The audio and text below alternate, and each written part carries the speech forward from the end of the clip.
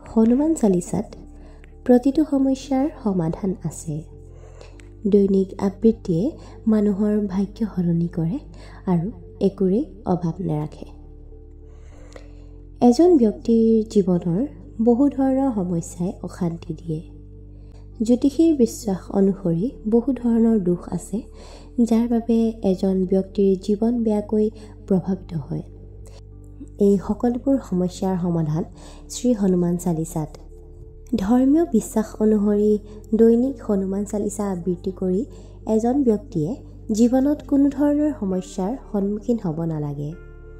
হনুমানজী এই কলিযুগত জাগ্ৰত দেৱতা। হনুমানজীৰ অপৰিসীম আশীৰ্বাদ লাভ কৰা ব্যক্তিৰ জীৱন আনন্দৰে ভৰা হৈ পৰে। হনুমান চালিচাৰ প্ৰতিটো শাৰী মহামন্ত্ৰ। প্ৰতিজন ব্যক্তিয়ে নিতৌ হনুমান চালিচা আবৃত্তি কৰিব লাগে। হনুমান চালিচা পাঠ কৰি জীৱনত অভাৱসমূহ দূৰ কৰিব পাৰি। নিয়মিতভাৱে হনুমান চালিচা পাঠ কৰিলে শনিৰ সদেশতি আৰু ধৈৰ্যৰ পৰা স্বাধীনতা পোৱা যায়। হনুমান চালিচা পাঠ কৰাৰ লাভ।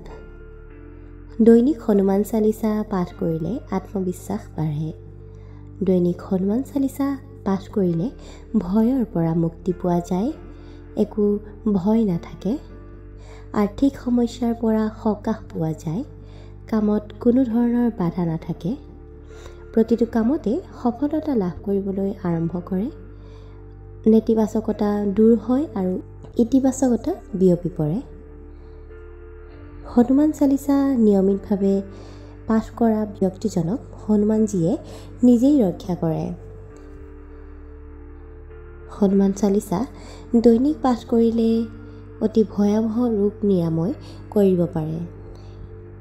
নিতৌ হনুমান চালিচা পাঠ কৰা ব্যক্তিজন ৰোগৰ পৰা আঁতৰি থাকে। নিয়মিতভাৱে হনুমান চালিচা পাঠ কৰি সকলো মনৰ কামনা পূৰণ হয়। হনুমানজীৰ ভক্তৰ ওপৰত কোনো ধৰণৰ কুদৃষ্টি নাই। হনুমান চালিচা পাঠ কৰিলে মৃত্যুৰ পাছত পৰিত্ৰাণ পোৱা যায়। এই চালিচা পাঠ কৰি ভগৱান ৰামৰ আশীৰ্বাদো পোৱা যায়। যাৰ ওপৰত হনুমানজীৰ আশীৰ্বাদৰ বৰষুণ হয়, তেওঁ সকলো দেৱ দেৱীয়েই আশীৰ্বাদ দিয়ে। দৈনিক হনুমান চালিচা পাঠ কৰা ব্যক্তিৰ ওপৰত হনুমানজীয়ে সন্তুষ্ট হয়। হনুমান চালিচা পাঠ কৰিলে মন মগজুক আধ্যাত্মিক শক্তি প্ৰদান হয়। স্মৃতি আৰু বুদ্ধিমত্তা চোকা হয়।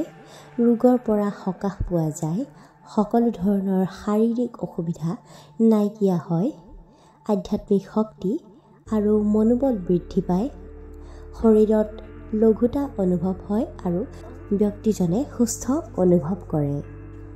আজি ভিডিঅ'টো ইমানতেই সামৰিছোঁ। ধন্যবাদ।